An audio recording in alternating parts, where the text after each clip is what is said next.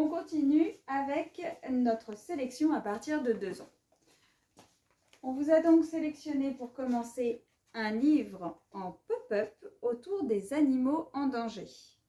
L'enfant va découvrir ce système de livres en volume avec de très belles illustrations d'animaux parfois un peu oubliés, méconnus, et toujours un petit texte assez simple pour découvrir qui est cet animal.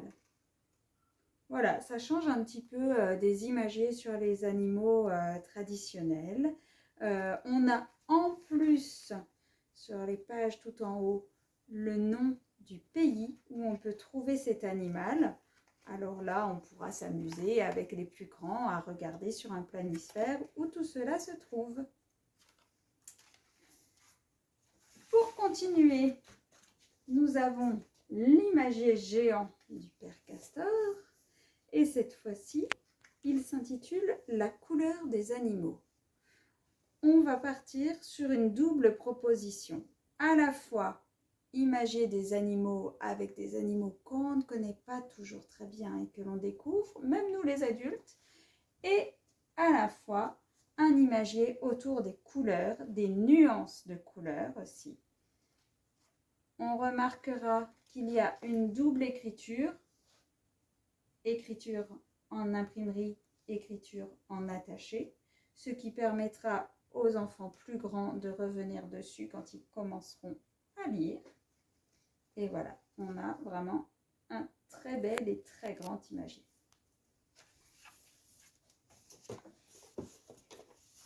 Nous avons aussi sélectionné pour les plus jeunes un duo de 2 puzzles. On commence tout doucement avec un puzzle composé à chaque fois de 2 pièces. Donc on a en fait 12 puzzles à créer. Toujours un animal et son petit. Le code couleur va permettre aux plus jeunes de comprendre et de combiner plus rapidement. On est vraiment sur les premiers apprentissages, arriver à assembler 2 pièces et ne plus être dans l'encastrement. Et par la suite, une fois que celui-ci est bien assimilé, on va pouvoir passer au primo-puzzle. Les primo-puzzles, en fait, il s'agit d'une boîte avec 3 puzzles à l'intérieur, des puzzles en forme d'animaux et chacun composé de plus ou moins un grand nombre de pièces. 9, 12 et 16 pour petit à petit avancer et progresser. Nous vous proposons également un labyrinthe magnétique. Les labyrinthes magnétiques, le principe, c'est d'avoir un stylet aimanté, des billes aimantées.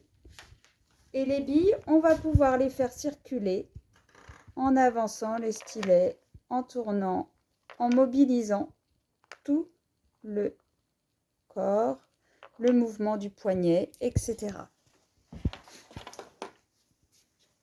Et enfin, nous avons sélectionné pour vous un jeu qui s'appelle Petit Ver Luisant. Et en fait, il est composé de 3 jeux. Les enfants vont pouvoir découvrir 2 jeux coopératifs et un jeu compétitif. On est sur des jeux soit de parcours, soit de superposition pour construire, soit aussi de reconnaissance visuelle, soit d'une même forme, d'une même couleur, d'un même élément, puisqu'on est dans l'univers des vers luisants et des petites bêtes.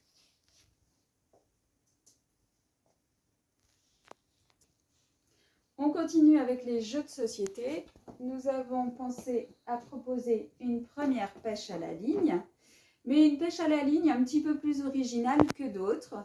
En effet, celle-ci est en volume, c'est-à-dire que la boîte correspond bien à l'intérieur, aux profondeurs abyssales, mais on va pouvoir aussi construire différentes hauteurs, ce qui va complexifier un petit peu la prise de petits animaux, de petits poissons à pêcher.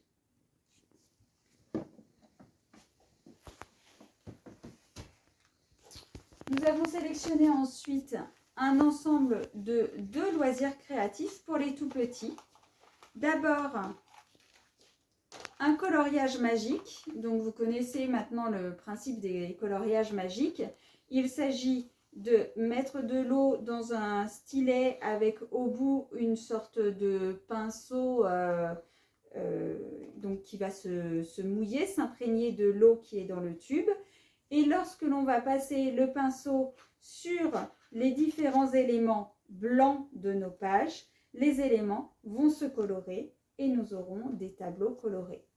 Lorsque l'on laisse sécher longtemps, les couleurs s'effacent et on peut recommencer ainsi de suite et se faire plaisir longtemps. Avec celui-ci, nous avons mis des cartes à gratter pour les tout petits. Donc, on a un très gros petit stylet qui va permettre de gratter avec 2 embouts différents. Un embout arrondi pour les traits et un embout cranté qui va permettre de faire un peu comme des traces que l'on ferait avec un râteau. Les planches sont très grandes, comme vous le voyez, et tout va pouvoir se gratter et devenir coloré à la fin. Là, on vous montre une carte à gratter autour des transports. Nous avons plutôt choisi une carte à gratter autour des animaux afin qu'il n'y ait pas de différence filles-garçons. On continue un petit peu dans l'univers ludique avec un livre-jeu qui est en fait un cherche-et-trouve. Un grand livre, comme vous le voyez, pages cartonnées, qui foisonne de détails, plein de petites choses à observer dans les images. Et en fait, les personnages à retrouver sont tous sur la 4e de couverture, à la fin. En général, on propose à l'enfant de commencer par chercher le chat, qui est l'un des personnages les plus simples à retrouver. Et puis petit à petit, on va pouvoir compliquer la chose. Ce qui est intéressant aussi, c'est que finalement, ce petit chat, on va l'observer dans un environnement, puis dans un autre, etc. Et finalement, on va pouvoir raconter l'histoire du chat. Puis ensuite, on racontera l'histoire du monsieur avec sa voiture bleue, etc., etc.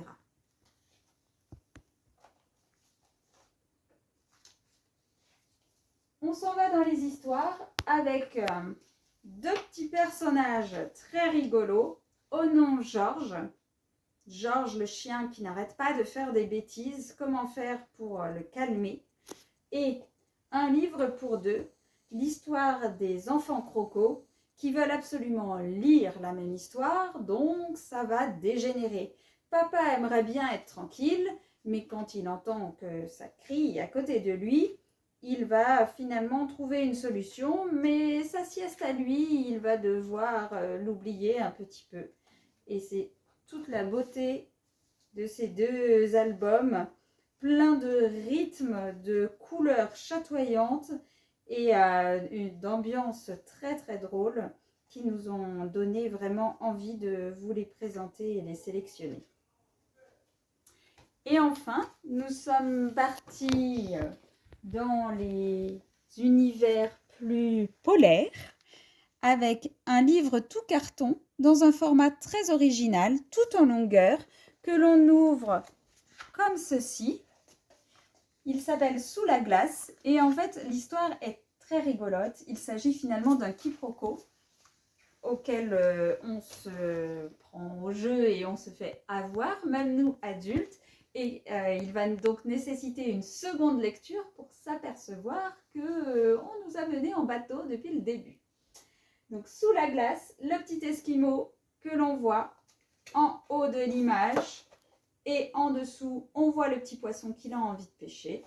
Et on va voir un peu à chaque fois comment les choses vont se passer au-dessus de la glace, en dessous de la glace. Et donc pour le compléter, nous avons sélectionné un livre de gommettes autour des pingouins En fait, ce sera cette même collection. Donc, nous n'avons pas encore reçu les pingouins, mais voilà le principe. Des gommettes en forme, des grosses gommettes, très faciles à décoller, que l'on va venir positionner dans les formes de couleurs, avec le code couleur indiqué pour ne pas se tromper, si l'on a vraiment envie de faire pareil. Et si l'on a envie d'en faire qu'à notre guise, on a le droit aussi. C'est ça la liberté d'expression et le plaisir des activités manuelles.